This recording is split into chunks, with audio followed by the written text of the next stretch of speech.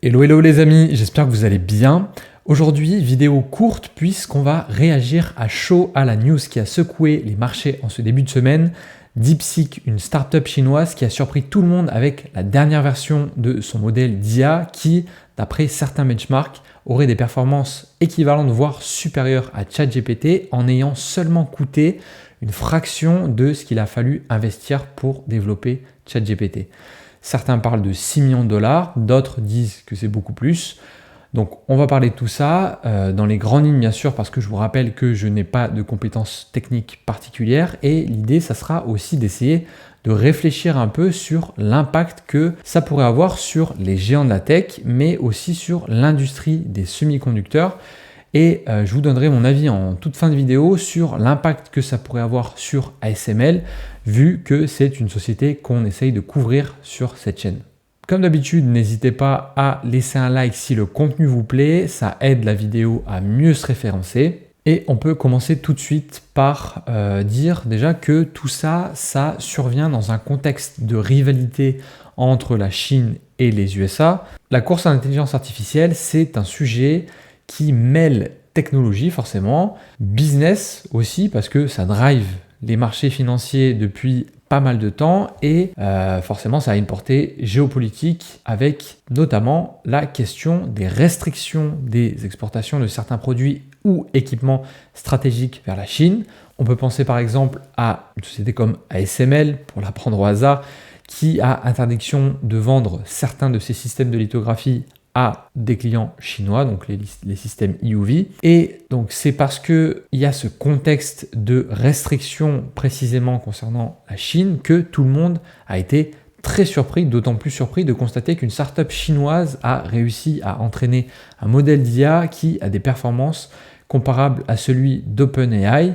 Et la subtilité, c'est qu'ils ont, DeepSeek, entraîné leur modèle d'IA avec des puces bien moins performantes que celles utilisées pour développer des ChatGPT, Llama 3, etc. Alors encore une fois, je ne suis pas un expert du sujet, mais la première chose à dire, je pense que c'est qu'il faut être prudent avec toutes les informations là qui sont sorties ces derniers jours et notamment celles sur les ressources réellement à disposition de DeepSeek pour entraîner son modèle.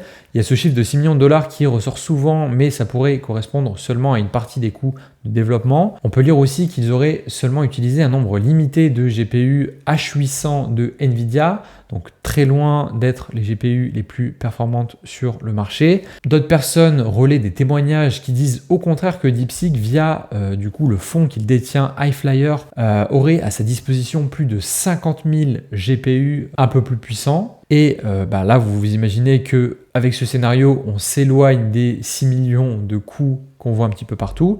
Mais même avec ces 50 000 GPU, DeepSeek reste très très loin des plus de 500 000 GPU opérés par chacun des plus gros acteurs du secteur, donc les OpenAI, les Google, les Anthropic, etc.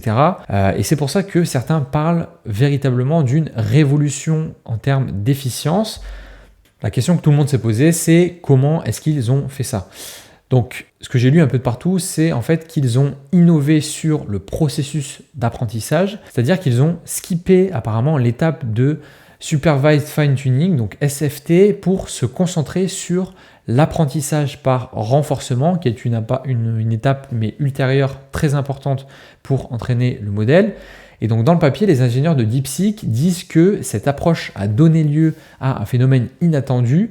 Ils disent que le modèle a commencé à allouer du temps de traitement supplémentaire aux problèmes les plus complexes, démontrant ainsi la capacité du modèle à hiérarchiser les tâches en fonction de leur difficulté. Alors, je vais m'arrêter là pour les aspects techniques, vous inquiétez pas. En tout cas, moi, ce genre d'événement, ce que ça m'évoque avant tout, c'est que dans la vie comme en investissement, il faut toujours rester humble. Il peut toujours se produire des choses qui sortent de nulle part, qui viennent bousculer l'ordre en place ou ce qui est considéré comme collectivement impossible, plus ou moins. Là, on a une start-up basée en Chine, qui est un pays à qui on restreint l'accès à des équipements stratégiques pour le développement d'une telle technologie depuis plusieurs années.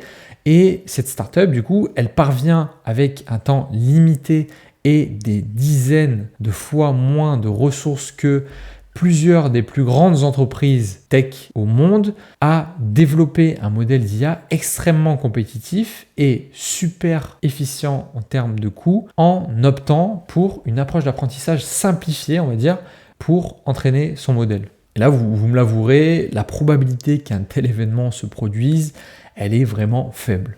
Mais une fois que ce type d'événement s'est produit, le plus difficile reste à faire pour nous en tout cas, puisqu'il faut garder son calme là où tous les avis opposés s'affrontent dans les médias, sur les réseaux, etc. Et il faut commencer à se poser et à réfléchir au qu'est-ce que ça change réellement, concrètement, pour les différents acteurs. Donc à la fois les hyperscalers, donc Microsoft, Google, Amazon, etc., mais aussi pour toute l'industrie des semi-conducteurs. Et comme j'ai dit en intro, notamment pour ASML, qui est un acteur indispensable de l'industrie des semi-conducteurs. Donc si on essaye maintenant de prendre un petit peu de hauteur, le modèle développé par DeepSeek, ça a été la preuve par l'exemple qu'il est possible de développer un modèle d'IA plus efficient en termes de coût et tout aussi performant. C'est ce qu'ils nous ont montré. Donc ça, je trouve que c'est un signal fort qui est en lien avec la question centrale qui concerne le futur de l'intelligence artificielle. C'est la question bien évidemment du retour sur les investissements colossaux qui ont été faits par les géants de la tech depuis plusieurs années, notamment sur la partie infrastructure.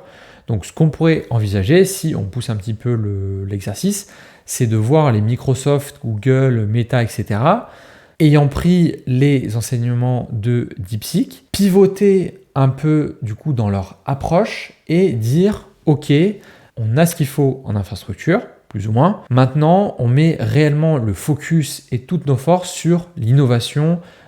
On embauche une armée supplémentaire d'ingénieurs pour itérer et améliorer nos modèles. C'est quelque chose qu'on pourrait imaginer. Et donc, ça voudrait dire moins de croissance dans les infrastructures liées à l'intelligence artificielle, qui signifierait moins de GPU achetés à Nvidia, donc un impact direct sur les ventes d'Nvidia. Et c'est d'ailleurs pour ça que c'est une des actions qui a le plus chuté ce lundi, justement parce qu'ils sont en première ligne. Ils ont profité du boom de l'intelligence artificielle en étant en première ligne. Forcément, quand ça va coincer, entre guillemets, ils vont être en première ligne pour en payer les pots cassés. Et qui dit moins de GPU pour Nvidia, ça veut dire moins de croissance pour toute l'industrie, donc pour TSMC, les fonderies, et tout le reste du secteur, surtout quand on sait que la fabrication des puces designées par Nvidia, c'est les plus rémunératrices du marché. Et si la croissance des ventes de TSMC ralentit, forcément ça va avoir un impact sur la commande de machines à ASML, en particulier ces systèmes de lithographie EUV, les systèmes qui permettent de produire les puces les plus puissantes. Ce scénario, on peut dire qu'il est probable qu'il se produise, mais même si c'est le cas, l'impact pour chacun des maillons de la chaîne serait difficile à déterminer et assez hétérogène, je pense. Je dirais que les grands gagnants, ça serait les géants de la tech, qui pourraient diminuer leurs investissements sur les infrastructures et ça leur permettrait de les réorienter de manière plus efficiente éventuellement et même d'augmenter le cash qu'ils peuvent générer. Et pour ce qui est du secteur des semi-conducteurs, donc qui serait le grand perdant, je pense que les acteurs ne seraient pas tous affectés de la même manière. Donc on vient de le dire, les designers de puces type Nvidia ou Broadcom sont en première ligne, donc ça risque de les affecter plus vite et de manière plus importante. Pour le reste des acteurs, donc les fonderies, équipementiers, etc., ça pourrait être limité vu que c'est des sociétés qui ont plusieurs marchés finaux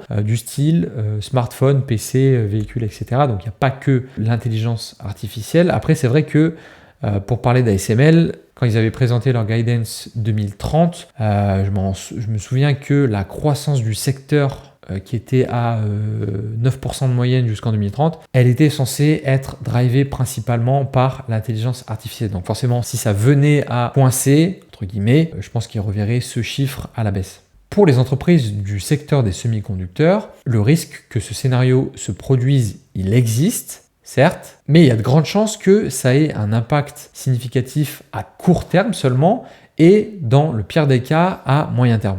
Et en particulier pour des sociétés comme ASML qui a un double moat extrêmement étendu que j'ai d'ailleurs analysé dans cette vidéo, je vous invite à aller la voir. En prenant en compte ça et le fait que nos sociétés avec un grand S continuent de se digitalisé à vitesse grand V et a priori c'est pas prêt de s'arrêter, je continue à penser que à long terme, il n'y a pas vraiment d'ombre au tableau pour le secteur des semi-conducteurs dans sa globalité et encore plus pour ASML qui a une position stratégique. D'autant plus que le sujet des gains d'efficience, donc pour faire le parallèle avec le nouveau modèle de DeepSeek, c'est exactement l'ADN d'ASML qui se définit comme le sauveur de la loi de Moore. La loi de Moore qui est une observation, une prémonition de 1965 qui dit que le nombre de transistors à l'intérieur d'une puce, d'une surface donnée, double tous les 18 mois. Et l'idée fondamentale derrière cette loi, c'est quelque chose qu'embrasse parfaitement une société comme ASML, c'est de dire que le progrès technologique mène naturellement à la diminution des coûts nécessaires pour développer une même technologie, oui, mais ça entraîne à son tour un développement encore plus rapide d'innovation technologique, ce qui résulte, in fine, en une plus grande demande en puces. Donc des innovations comme celle de DeepSeek aujourd'hui vont diminuer les coûts pour entraîner des modèles d'IA à court, moyen terme, mais les projets d'intelligence artificielle devraient se multiplier et se développer plus vite grâce à ça, et ça devrait en retour créer plus de demandes pour toute l'industrie à moyen, long terme. La conclusion du coup, c'est que je ne suis pas inquiet, bien entendu, encore plus pour une société comme ASML. En tous les cas, moi je vous remercie d'être resté jusqu'à la fin de la vidéo. N'hésitez pas à réagir en commentaire et à vous abonner, c'est important. On se voit dans une prochaine vidéo. Ciao!